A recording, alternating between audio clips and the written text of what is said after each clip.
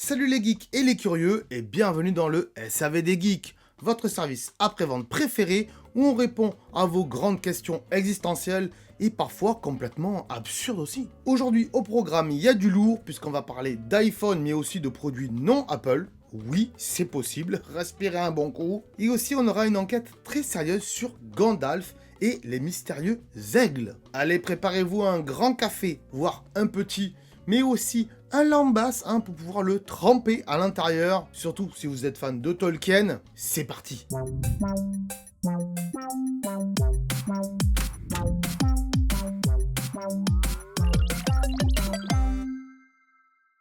Avant de commencer, je voulais vous rappeler que cette émission sort le mercredi. Voilà, pas forcément tous les mercredis, puisque des fois il y a d'autres émissions, ça peut arriver, d'autres formats en tout cas, mais sinon on sortira cette émission le mercredi. Et plutôt en fin d'après-midi, à 17-18 heures, un truc comme ça. Allez, sans plus attendre, je prends mon petit iPad et je vous lis la première question du jour. Eh oui, une question qui nous vient donc de Stéphane Dipapa, qui nous dit « Si on utilise un iPhone en même temps que des produits non Apple, est-ce qu'on peut encore être considéré comme un vrai fan Apple ?» Eh bien, mon cher Stéphane dit papa, j'ai envie de dire, ça dépend. Si tu as qu'un seul iPhone et pas d'autres produits Apple, comme une grande majorité des gens aujourd'hui, j'en connais quelques-uns autour de moi, dans ce cas-là, t'es pas forcément un fan Apple à la base. Donc oui, tu peux en effet avoir juste un iPhone et pas forcément d'autres produits Apple puisque t'es pas fan. Maintenant, si t'es fan d'Apple, que tu as un iPhone, ok, que tu as des AirPods, que tu as un Mac, mais que ta tablette, c'est une tablette sous Android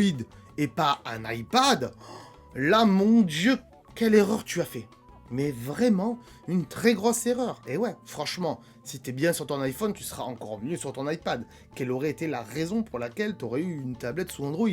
On te l'aurait offert. Donc j'ai envie de dire oui, ça dépend des situations. Hein. Bien sûr, si tu as une télé à la maison, forcément qui n'est pas Apple, puisque Apple n'a pas encore sorti de télé, quoique les rumeurs reviennent, attention. J'ai envie de dire, là oui, si tu as d'autres produits Apple à côté, mais que ta télé c'est pas une Apple, voilà. Maintenant, si ta télé c'est une Samsung, qui est complètement le concurrent opposé à Apple, hein, c'est comme OMPSG ça, faut pas rigoler avec ça. Non, là je peux plus rien faire pour toi. Si t'as une télé et que c'est une Samsung, alors que t'es fan Apple, ça va pas le faire du tout. Vaut mieux que t'aies une télé sous, je sais pas, une télé Sony ou une télé Philips ou une LG, mais encore LG, il n'y a pas Google à l'intérieur, hein. Maintenant il y a leur système propriétaire. Voilà, quand on est fan Apple, on aime bien quand même les produits Google, hein. Les purs produits Google, on est bien d'accord. Comme un Chromecast, pourquoi pas, ou un Pixel, voilà, pourquoi pas aussi, ça peut être intéressant. Quand je dis Pixel, je parle du téléphone. Hein. Voilà, donc pour répondre à ta question, ça dépend des situations, mais c'est vrai que si t'es fan Apple et que t'as d'autres produits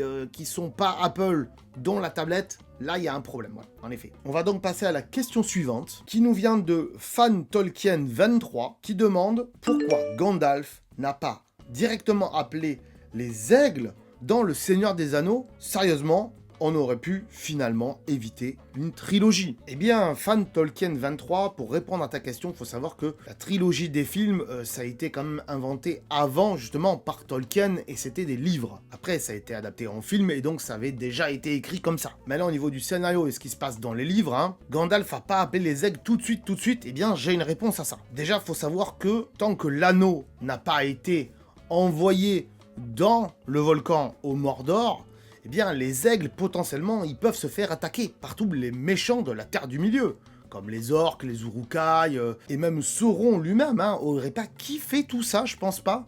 Il faut savoir que, quand même, Sauron, il avait quelques petits pouvoirs, même s'il n'était pas vraiment là. Et ça, on le voit dans le Hobbit, hein. On voit qu'il y a quand même des pouvoirs. Donc voilà, Sauron aurait pas accepté qu'on prenne l'anneau comme ça avec un simple aigle, et qu'on aille au-dessus du volcan et qu'on le jette directement. Voilà. Ça l'aurait pas fait, puis sinon il n'y aurait pas eu le film, j'ai envie de dire, puisqu'il se serait fait attaquer. Alors qu'un petit hobbit, voilà, inoffensif, ça passe inaperçu, peut se démerder, voilà. Voilà la réponse à la question. Dites-moi ce que vous en pensez en commentaire, bien sûr. J'espère que vous avez kiffé la vidéo d'aujourd'hui, et si vous avez d'autres questions du même style, comme par exemple, est-ce que Tony Stark utilise un iPhone ou un Nokia incassable, ou encore, est-ce que les aigles qui vont au Mordor, c'est plutôt des Uber ou des Blablacar? Bien sûr, marquez-moi tout ça dans les commentaires et on essaiera d'y répondre dans la prochaine émission voire une future, on sait pas encore. En attendant, moi je vais finir mes quelques petits pains elfiques qui me restent dans mon placard en les trempant dans un chocolat chaud, parce que sinon c'est un petit peu sec le lambasse quand même, hein. Pensez bien sûr à liker, hein, c'est important, à partager la vidéo également si vous la trouvez humoristique, hein, à vos amis et tout ça. Et aussi, également, abonnez-vous à cette chaîne si c'est pas déjà fait, bien sûr. Vous pouvez également me suivre sur mes réseaux sociaux si ça vous intéresse, hein. TikTok, Instagram et tout ça, tous les liens sont bien sûr en description. Moi, je vous dis à très bientôt dans le SAV des geeks. Et surtout, restez-en, hein, le geek.